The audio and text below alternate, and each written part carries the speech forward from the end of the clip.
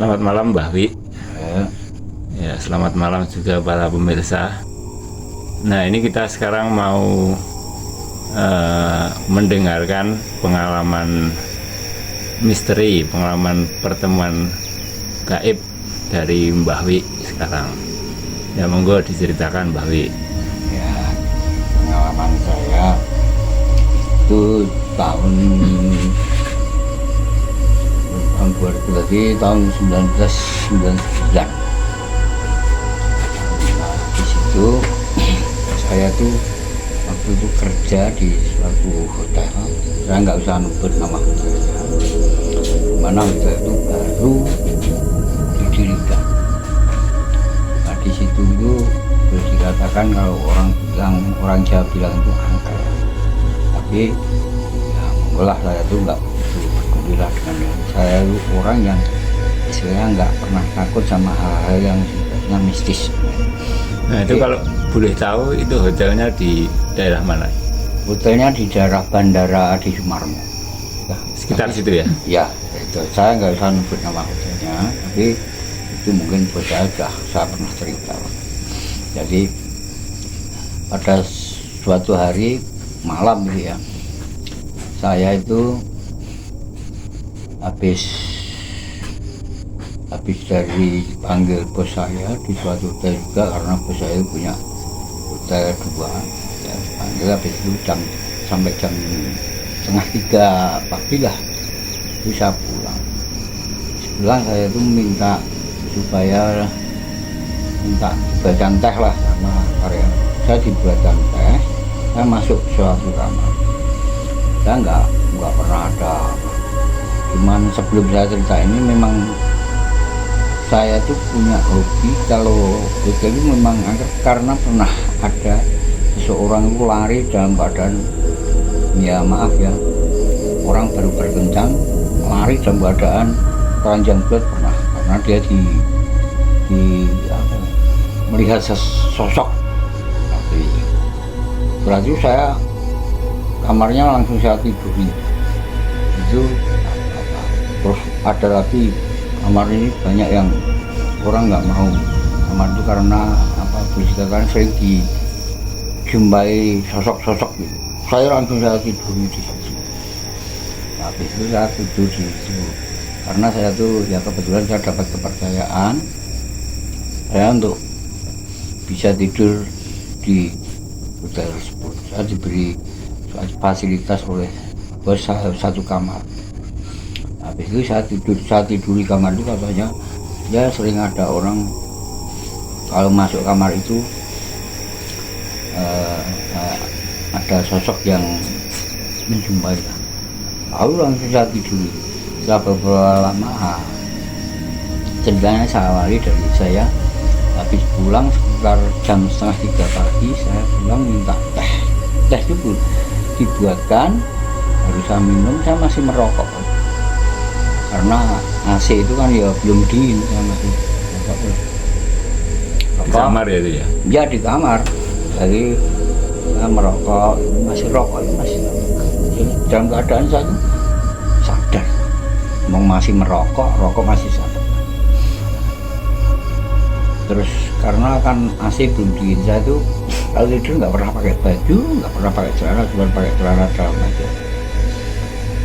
Nggak tahunya itu tahu-tahu saya didatangi sosok, kalau orang Jawa bilang itu apa, peri atau entah itu kuntilanak, saya nggak ngerti. Tapi itu jelas suatu sosok wanita. Tapi kalau wajahnya saya nggak bisa melihat karena ditutup, rambutnya ditutup ke depan itu. Saya dipijeti. Ada sosok ini, saya masih nggak begitu. Ya antara sadar, kok ada orang datang gitu, saya dipijat. Habis itu ya dia gerayang-gerayang tempat yang nggak wajar lah, ya kelahiran orang itu gerayang. Akhirnya sosok itu saya diajak. Tahu-tahu saya tidak ada di kamar itu, tahu-tahu saya itu sudah dibawa ke alamnya dia mungkin ya. Kalau orang bilang katanya itu di alam gaib. Saya tahu-tahu sudah tidak di kamar lagi. Aja, saya sadar, kalau kamu, saya nggak mau. Saya nggak mau. Akhirnya saya minta kembalikan lagi. Saya kembalikan. Saya nggak mau diajak ke alamnya. Kalau kamu mau ini jangan di alam kamu. Saya nggak mau. Nggak berteman aja kan. Akhirnya saya sadar tuh. Dia sudah menghilang. Kalau habis itu dia menghilang, saya tadi mimpi apa bayang-bayang apa. Saya akhirnya sadar loh, aku mengimpi apa beneran, mimpi atau beneran. Tapi rokok saya masih hidup, berarti memang saya tadi nggak mimpi lah, beneran. Tapi saya kurang yakin lagi. Saya keluar minta sebagian teh lagi ya. Biarkan lu habis teh baru aja tehnya bisa enggak teh lah.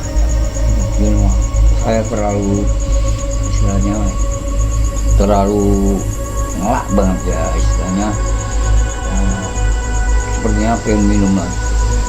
Sebagian teh belum baru sebagian teh security yang saya suruh kok minta lagi. Alah nggak untuk tidur baru udah habis sebagian. Sebenarnya itu hanya saya untuk meyakinkan apa saya tadi mimpi apa benar. Sekarang saya dalam keadaan sadar, saya merokok lagi. Saya coba, kalau tadi saya nggak mimpi, coba datanglah. Saya mohon sekali, coba kamu datang lagi. Ya, saya sambil tiduran ini datang lagi, terus dipikir lagi. Istilahnya saya sampai habis itu terus saya sadar. Karena saya ini tadi mimpi apa benar, ternyata saya itu dalam keadaan sadar 100%. Tapi dia mijitin saya melihat, tapi cuman rambutnya itu di kok. Saya cuman pengen, kalau kamu pengen dengan saya, aku pengen, saya mau melihat mukanya diperlihatkan. Dia nggak mau, nggak usah, kamu nggak usah melihat muka saya. Biar saya di sini, saya diajak berhubungan, tapi saya nggak usah. Nah, kita berteman aja. Akhirnya saya dibawa ke alamnya dia. Tahu-tahu sudah ada di situ lagi. Wah, saya nggak mau kalau saya diajak berhubungan. Jangan. Kita berteman aja, tolong bantu saya supaya kita ini ramai. Itu saya senang kalau kita nggak usah berhubungan. Itu karena saya dalam keadaan sadar sekali, jadi saya ini yang saja ini bukan manusia masalahnya ya, nanti kalau ada apa-apa gimana ya, itu langsung saya diajak bertemu. Baru dia menghilang lagi. Waduh, berarti benar ini ada. Nah, setelah itu berarti memang benar di sini ada sosok yang ingin mengajak berteman dengan saya, tapi saya tidak mau saya berteman aja, tolong bantu saya. Nggak tahu gimana, itu benar-benar pagi harinya hotel saya selama 1 bulan tuh full, kamu itu sampai menolak-nolak, benar. Ya bisa dikatakan okupansi saya itu hampir 100%. Itu saya sepertinya dibantu. Nah, habis itu saya hotel paginya rame itu sampai berhari-hari kok bener lah. Berarti dia bantu saya lah. Apa dibantu dia atau enggak ya, yang jelas saya diajak berteman. Terus saya tuh lama-lama saya mendatangi seseorang yang mungkin ya seorang spiritual, saya ceritakan dia menganjurkan kepada saya untuk supaya kenapa kamu harusnya mau, biar kamu kalau kamu mau didatangi begitu, rezeki kamu gak kamu minta apa aja kasih sekali. Wah, itu enggak bener. Tapi kalau kamu juga pengen Nah kamu pengen ketemu lagi enggak? Ya pengen, ya coba aku pengen ketemu lagi, tapi pengen bicara lagi karena dia belum bicara aja.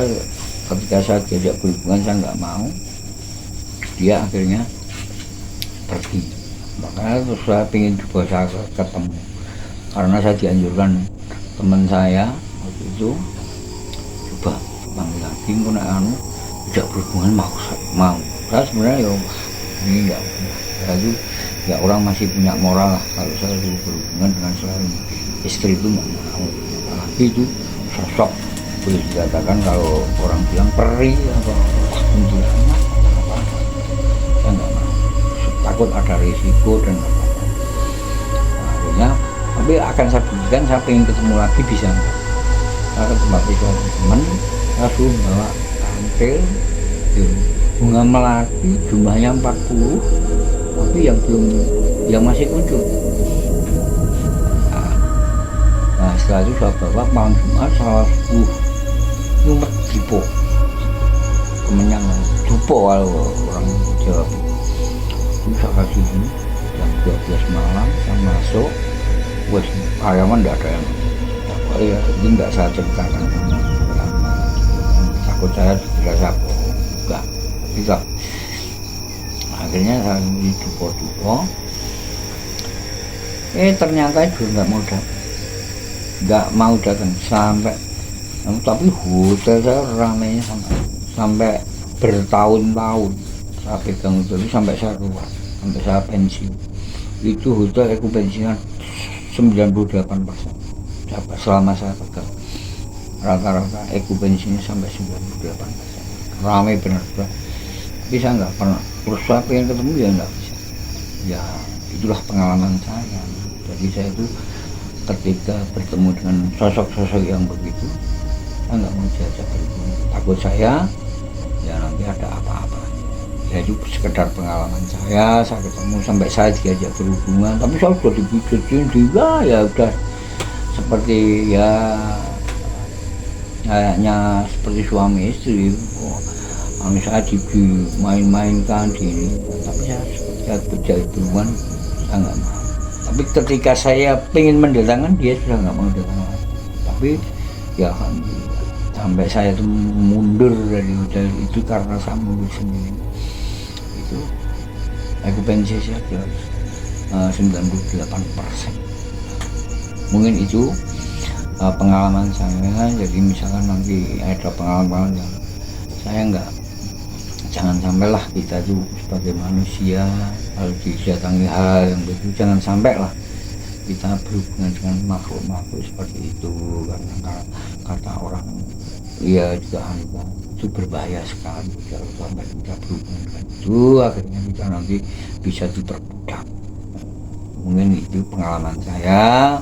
Mudah-mudahan kalau yang percaya ya monggo, kalau nggak percaya, tapi itu pengalaman yang saya alami sendiri. Kalau percaya ya monggo, kalau nggak percaya, tapi ini suatu pelajaran. Jadi saya